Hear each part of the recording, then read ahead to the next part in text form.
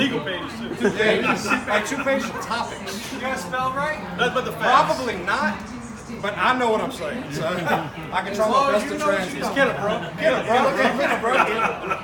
You gonna light it on fire? Hey, give me that cigar. Hey, Yeah, I'm gonna burn myself. You gonna light that on fire? The fiber. Right. safety first. Starting with fiber. Like, you know. All right. So back when I first met Mike Kornick in 2011, he was a ripe, young 63-year-old. That was strictly business. All work, no play, and no lunch for most of us. He would go over 12 hours worth of book work in a 6-hour class period. And wouldn't stop unless we begged him for a break or we all just ended up falling asleep. Needless to say, the operators were intimidated whenever it came to the complexity of Kornick's style and operating methods. He would take chemical compounds and recite them to us as if any of us knew what he was talking about. So if you take sodium chloride and nitric acid and you put water in it, what's going to happen? We're looking at Philip, like hopefully Philip knows. So, fast forward to the third quarter of 2012. They were, I'm seeing double here. The third quarter of 2012 rolled around, and they started to do shift alignments. And I remember Mike Gunn came to me and said, "Hey, we're going to do whatever y'all want as operators. We want to." So I was like, "Dude, I do not want the lab tank field, and I want to try to work with Philip because man, I got hired with Philip. I can learn a lot from Philip." He's like, "Great, you're not working with Philip, and you're starting off in the lab tank field. Awesome, okay." And lucky me, I ended up with Kornick too. So with our shift, B shift, we had 47 years of experience between myself, Easy E, Eric, me, Easy E, Tommy, and Mike Kornick. But if Kornick would have retired in 2013, we would have had 6 years of service experience. Everyone knows that the St. Rose startup was miserable, that we were working 6 days a week, killing ourselves trying to get the unit somewhere run to 7 pumps to 35 pumps.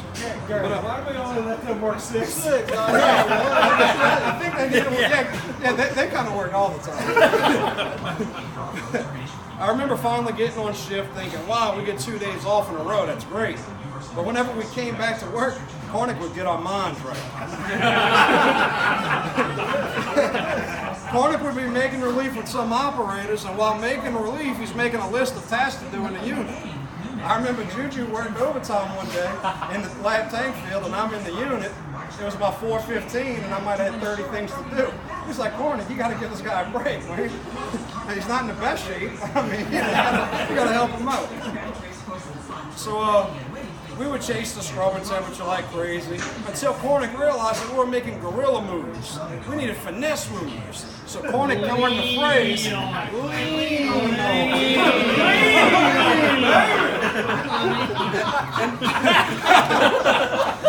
No matter how much we joke about that, leaning on some of those valves was the only way to make this unit work. And that's how we describe it. Lean on it. Even if Kornick wasn't there. Hey dude, just lean on that valve. So months went by and things were getting a little easier for us. We'd finally be able to start making an attempt to start building our team, right? So Tommy, Eric, and myself had already had a lot of similarities. It was fairly easy for us to hold a conversation, but we had little or nothing really in common with Kornick at the time. So we couldn't really eat with him because he would bring a dirty carrot, a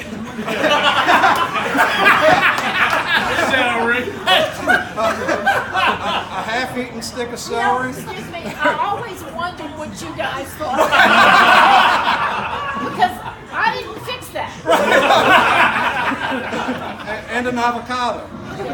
Every day for lunch. And he would keep it in a grocery bag.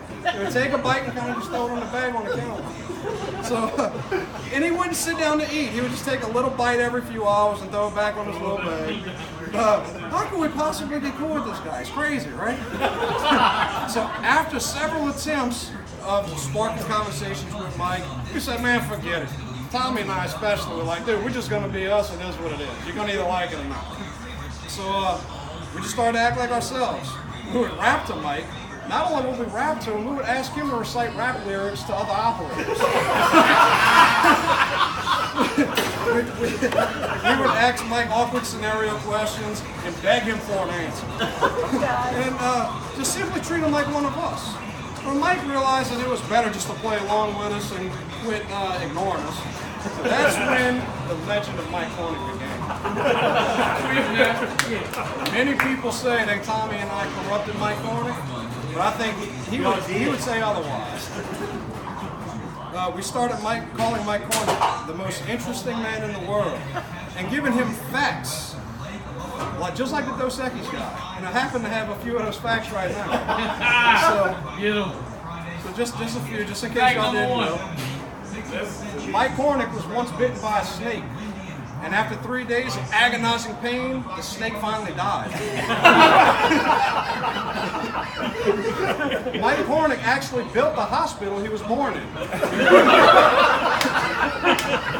Mike Kornick's tears could cure cancer, but too bad he never cries. Superman wears a pair of Mike Kornick pajamas. The boogeyman checks under his bed for Mike Kornick.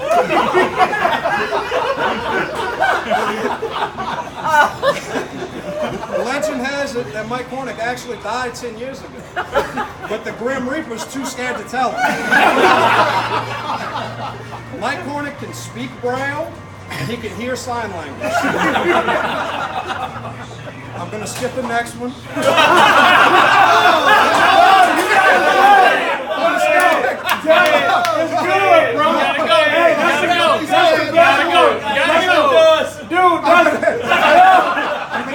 That's the best one, bro. That's the best one, bro. Mike took a nice vacation one year and had a great time. You gotta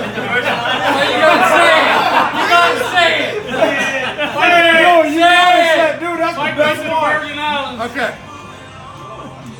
Mike Kornick once visited the Virgin Islands. They're now simply known as the Islands.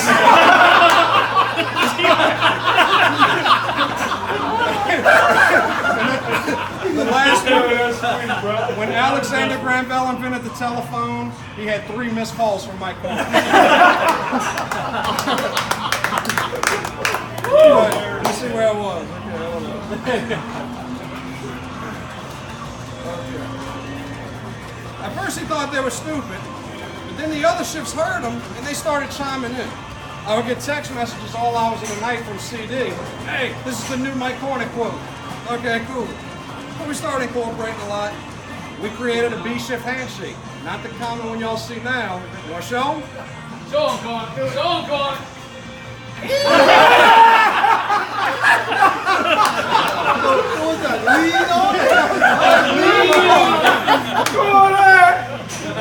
We had incredible heartfelt bow ties about the most important modern day issues, like alien abduction. We drank ice cream coffee. We made our own acronyms for Norco. And I've got a hat made. NMT, RMZ. RMZ, baby. That is the Norco Multitasking Reptilian Mutant Zombies.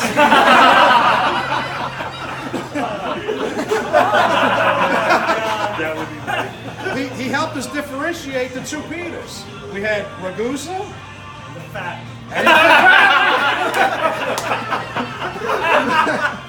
He insisted that the best 4 years of Tommy Terrio's life was the 9th grade.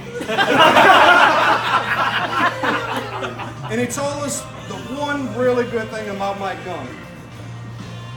I can't think of what it was. He had the coolest mustache with the highest pant legs.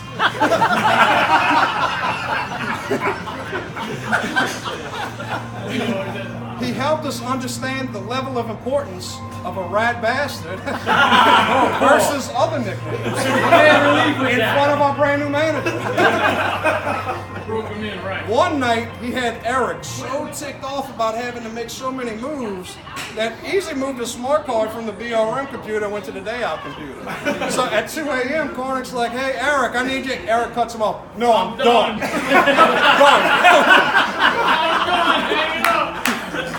He made made up elaborate stories about Coach Charlie Mack putting his finger in Tommy Casanova's ear in a football game. No one has ever been able to find that. Hey, I bet you when Easy was done, Mike went and make his own movie. Yeah, he did. Off the subject. I'm checking the desalted try lines one day. Tommy's working lab tank field. And here comes Kornick, our board operator, walking down the aisle. Hey, Tommy, where you at? I'm running samples.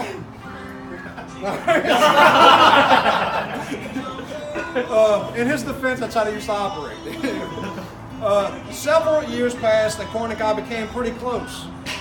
He started training me on the console. My eyes would be in such a hypnosis state, while for hours and hours, with no breaks, Kornick's lessons ripping the soul from my body. He bought a timer and started setting it for his lessons. And he claimed that it was to help me from my tears messing up the floors in the trailer. So if y'all look, here's a picture of Kornick. I'll pass it around from when B-Shift first started. Very stiff, very, like, whatever. Here's his alien abduction. Pass that one around. This is his lunch. This is a real picture of his Tommy took this on my phone. A dirty carrot, celery, and his avocado at the console. And here's Milium Pandonum Philexus. That was our B shift motto. We're better lucky than good. Better lucky than good, baby. Tell them. Mike Kornick one day was stretching his back in a chair, and he fell down and got stuck, and he said, "Peter, help me up." I said, "Hold on, let me get my phone, take a picture of it." What an awesome picture. I gotta say, at least he didn't bring his inversion boots to work. He had inversion boots, and he would hang upside down in the closet. No way. I'm out of the closet now. I'm upside down in my garage. And I said, "You're gonna fall and break your neck." You got a video of that. Here's one of the last pictures from the last days of Kornick working. You can see he's a lot more laid back, arms around his cool. We made you a better man just like you made us better men, Kornick. To finish this up, Mike, you are truly a legend in all of our eyes. When everyone talks about you, you're not Mike Kornick, the operator. You are something above that. You are Mike Kornick. You are the most interesting man in the world. You are by far one of the biggest blessings I've ever had when it comes to the workplace, whether career, just knowing you, working beside you, and honestly calling you a friend. Congrats on your retirement. Enjoy tonight. We're all truly, honestly going to miss you. Love you. Indeed.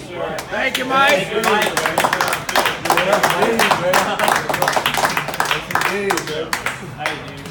Shots. Shot. She said no. She said no.